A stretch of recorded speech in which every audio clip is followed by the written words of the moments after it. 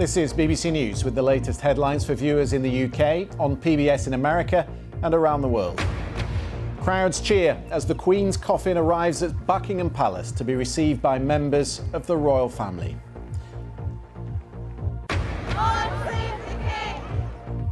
King Charles III has spent the day in Northern Ireland, continuing his tour of the United Kingdom as the new monarch. My mother felt deeply, I know, the significance of the role she herself played in bringing together those whom history had separated. The King is now in London to greet the Queen's coffin. We'll be live at Buckingham Palace, also on the programme.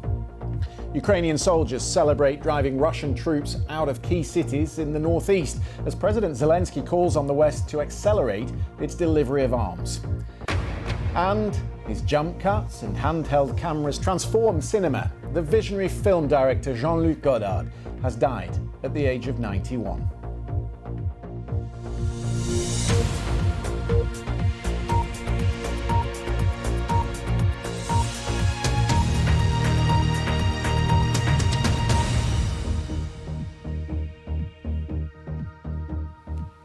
Welcome if you're watching on PBS or around the globe.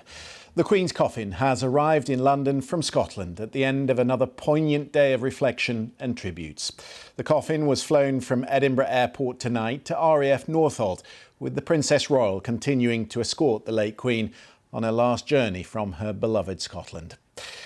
In the last hour, the state hearse arrived at Buckingham Palace, where crowds of people were waiting.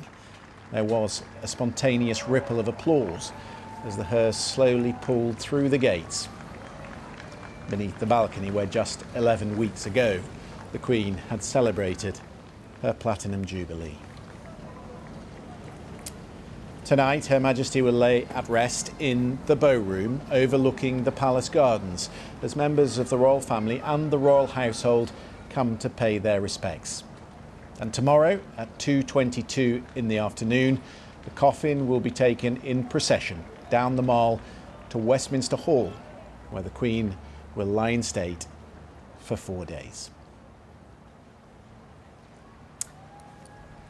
Let's go then to Buckingham Palace. My colleague Jane Hill is there for us tonight. The Duke of Edinburgh used to call Buckingham Palace the firm's office, Jane.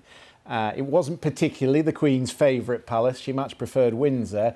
But I do get a sense tonight that before the Queen heads off to lie in state tomorrow,